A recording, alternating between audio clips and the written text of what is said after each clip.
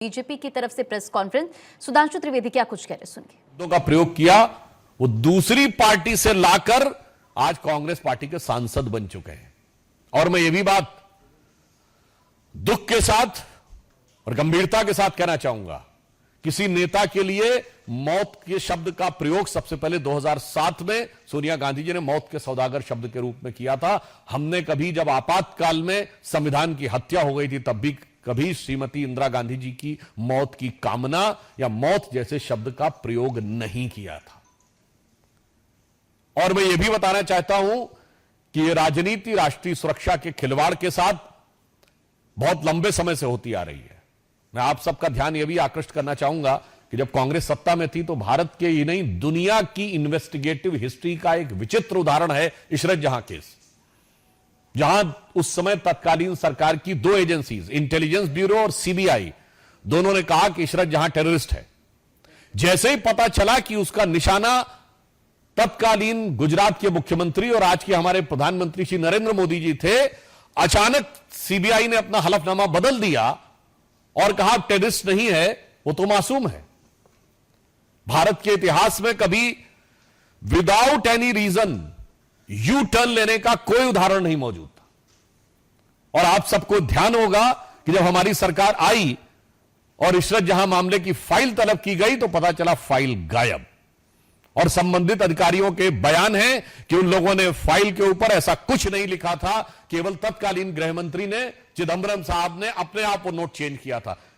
यह इंपॉर्टेंट नहीं है। उससे बड़ी बात यह है कि सीबीआई ने अपना स्टैंड चेंज कर दिया था, मगर आईबी ने स्टैंड चेंज नहीं किया था। यानी आईबी पहले भी मान रही थी कि इशरत जहां टेररिस्ट है और बाद में भी मान रही थी इशरत जहां टेररिस्ट है। सीबीआई पहले मान रही थी टेररिस्ट है, मगर बाद में कहने लगी नहीं है। अर्थात दुनिया के इतिहास का इकलौता उदाहरण जहां एक ही सरकार की दो एजेंसीज एक दूसरे के खिलाफ खड़ी हैं।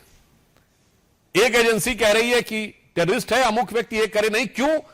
चूंकि प्रधानमंत्री श्री नरेंद्र मोदी जी की हत्या के इरादे से जाते हुए किसी टेररिस्ट को बचाव देने के लिए, कवर फायर देने के लिए किस सीमा तक जाया जा सकता है, यह उसका दुखद उदाहरण है। आप सबको याद हो 24 अक्टूबर 2013 को पटना की रैली में सीरियल ब्लास्ट हुए। कांग्रेस की केंद्र में सरकार थी। मैं पूछना चाहता हूं क्या सुरक्षा व्यवस्था थी? नरेंद्र मोदी जी को Z+ सिक्योरिटी थी और उसी सभा में हमारे तत्कालीन राष्ट्रीय अध्यक्ष और वर्तमान रक्षा मंत्री राजनाथ सिंह जी भी थे, उनके पास भी Z+ सिक्योरिटी थी सेंट्रल गवर्नमेंट की। दो नेता जिनके पास Z+ सिक्योरिटी हो सेंट्रल गवर्नमेंट की, और उसके लिए केंद्रीय सरकार ने क्या व्यवस्था की थी?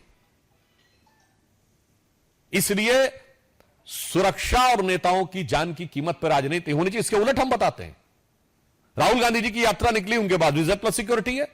कश्मीर में आप सब ने देखा कि कितने मधुर मनोभावों के साथ भैया और बहन बर्फ के गोलों के साथ खेल रहे थे उस संवेदनशील जगह पे। केंद्र सरकार ने व्यवस्था सुनिश्चित की। मणिपुर जैसी जगह पे जहां इतना संवेदनशील है, उनकी यात्रा निकली और पूरा रूट सैनिटाइज करना और सारी व्यवस्था सुनिश्चित की गई। इसलिए मैं कहना चाहता हूं कि भारत की राजनीति में राजनीति अपनी जगह है, नेताओं के साथ प्रतिस्पर्धा अपनी जगह है, मगर प्रधानमंत्री श्री नरेंद्र मोदी जी के विरुद्ध जो राहुल गांधी ने शब्द बोला था, संसद में मैं याद दिलाना चाहता हूं, हिंसा हिंसा हिंसा,